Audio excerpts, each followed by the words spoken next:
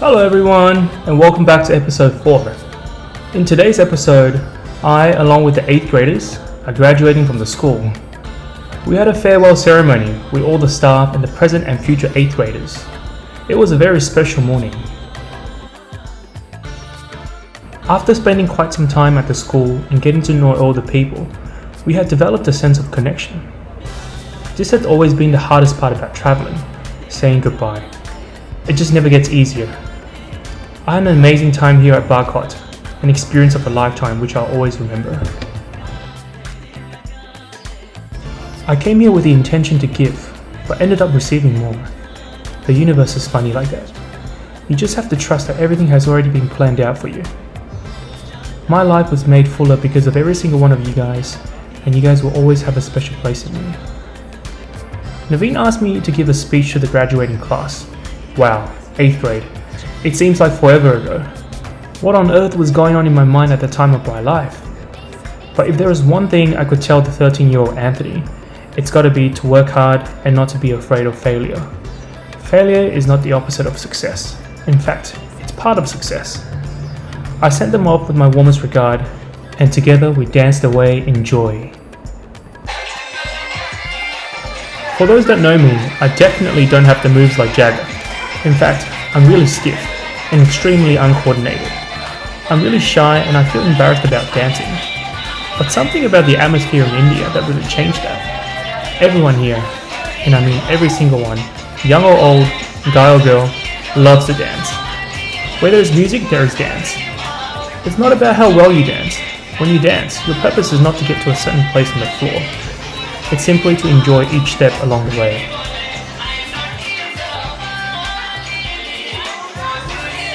So often we are caught up with the image of ourselves, afraid to let go, because of our attachment to other people's perception of us. To be totally honest, nobody really cares except for yourself. We choose to let the fear of looking foolish take away our rights to enjoy the fun brought by the present moment. In some ways, I adore the life here in Barkot. It's extremely simple, and simplicity carries with itself an ultimate form of sophistication. Thank you for bringing me back to basics.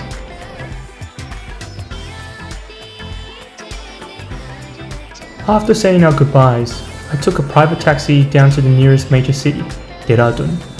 It was a 6-hour ride away, and the thought of taking a shared taxi packed with 20 passengers or a bus loaded of human patties really scared me.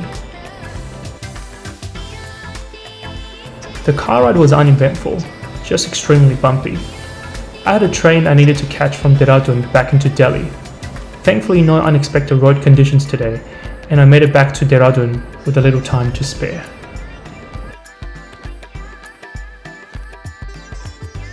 My driver dropped me nearby the station, and I made my way through the crowd.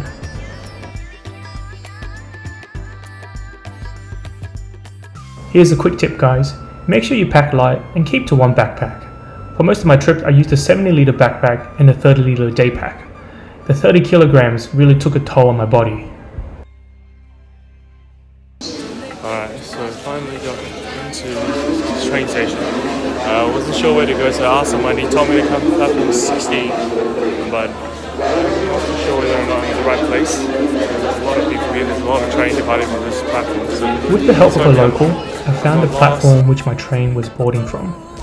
Another tip for you guys, make sure you do some research on the train system here in India before you come. There are many different tiers, and tickets can be extremely competitive to obtain. In the better tiers, you'll get fed with snacks and a meal, along with several cups of Indian chai. Also, a relatively clean toilet if you're lucky.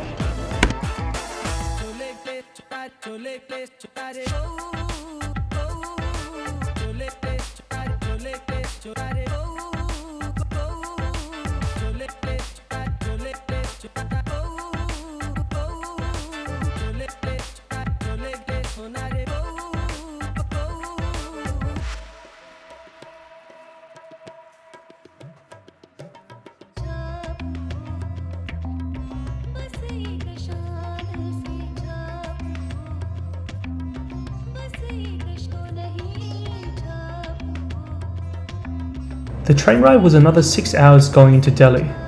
By the time I'd arrived, it was peak Delhi traffic time. I jumped on the tuk-tuk to go to my hostel.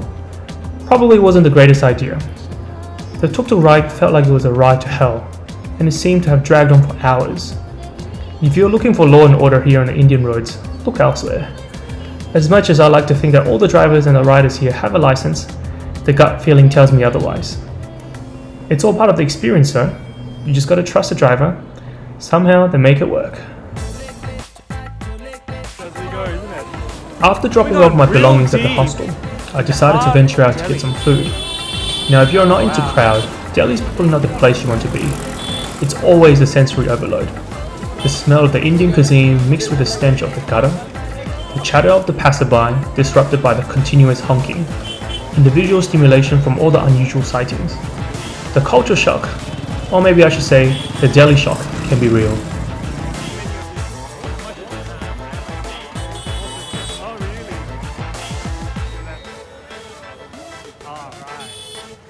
The hostel recommended a local restaurant for us to visit, and they were famous for their masala chicken, or known as spice chicken. It's always really delicious when you eat the food, but always ferocious on the next day. That's why they call it the Delhi belly, right?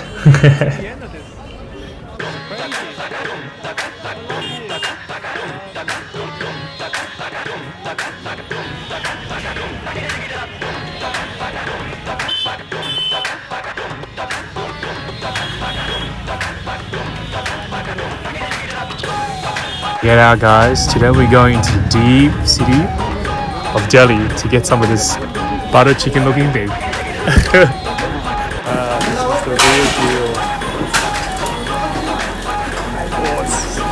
Good stuff man, thanks for it's amazing food. Thank you very much. On my way home, I stumbled across this young gentleman. He was pushing a cart selling pomegranate by himself. As he passed by, I saw him handing out pomegranates to a street beggar. This made me extremely emotional. He might not be rich, but he is willing to give from his limited possession. Most of us are probably much more well off than he is, yet we can barely bring ourselves to spare a penny to those in need. Tony Robbins once said, "If you won't give a dime out of a dollar, you won't give a million out of 10 million." I ran up to him and found out that he's only 12 years old, helping his mum sell fruit in order to feed the family.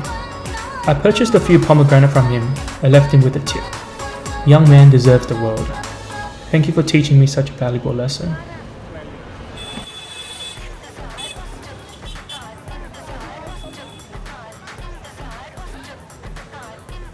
Before you go today, there is something I want to chat with you guys about. Hi everyone! Before I finish off the video today, I just wanted to have a quick chat with you guys and share with you some of my thoughts about voluntourism. Now, for those who are not familiar with the term voluntourism, basically it means to volunteer while you're traveling, and it's usually more on a short-term basis. Volunteer work includes all fields, from medical to education to wildlife, animal to construction, you name it, all kinds. Before I left for my trip, I actually did a lot of research into this topic. One, because I wanted to make sure I knew what I was getting into, and two, I was looking for a suitable organization to volunteer with. Now, after doing all the research, I actually felt quite held back from pursuing what I wanted to do because of all the criticisms about voluntourism. Now, some of these include volunteers taking away job opportunities for the local people. Some say that the volunteers don't have enough time and therefore they leave a lot of incomplete job or cause a lot of incoherent workflow. Some say that the volunteers are usually inexperienced in the field of work and therefore they do a lot of compromised work. And in the case of education, they say that it's not good for the children because they're having to say goodbye to all the volunteers all the time due to the fast turnover of voluntourism. Long story short, there's a lot of arguments going on about why you shouldn't do voluntourism because you can actually do more harm than your good intentions. Then there's a whole separate topic about true altruism, whether or not you're doing this work for the genuine concern of other people or perhaps for your own personal satisfaction. Now, I don't know about you, but this whole talk got me feeling a little bit anxious. At the time, I only had one thing in mind, which was to spend time to help people. I arrived at the project with a lot of things I wanted to achieve, but I felt like I left feeling more unaccomplished. The truth is that I actually felt a little bit defeated. It didn't take very long for me to see that the change I had envisioned in my mind actually required a lot more effort than just a desiring heart. I had to come to the realization and the acceptance that what I can do at this stage of my life is going to be quite limited. Yes, it's little, and yes, it's something, but it's probably not going to be enough. Now, at the end of the day, my personal experience throughout 2019 tells me that you should follow your gut instinct. If there are some things you want to do, for example, you want to go to Cambodia, you want to build a house for people, just go and do it. Don't let all the things that you read on the internet discourage you from doing what you want to do. Yes, you should probably do some research before you go, because it's really important to know which organization you're volunteering with. But ultimately, I think the most important thing to remember is your intentions. Whether your intentions is just to help people or perhaps for your personal gain, it doesn't really matter. You will learn more about yourself through this experience, and hopefully by the end of it, you will form your own understanding and perspective about the topic of volunteerism. Now remember, the key is always to remember your intentions. 2019 has led me to the conclusion that in order to make the significant impact I want, or perhaps be more productive with my intentions, I need to acquire political power and financial power. It might appear obvious right now, but at the time when I just wanted to help with my bare hands using my time, it was really difficult for me to understand that concept. Which is why I really encourage you guys, if there are some things you want to do, just go and do it, because you will learn a lot more through the experience. Nevertheless, I think the greatest takeaway from this entire experience is the seed that it's planted in me, and I hope you'll do the same for you guys. And as always guys, thank you guys for watching this video. If you enjoyed it, make sure to give the video a thumbs up, drop a comment, and if you haven't already done so, make sure you subscribe to the channel for more videos in the future. Cheers!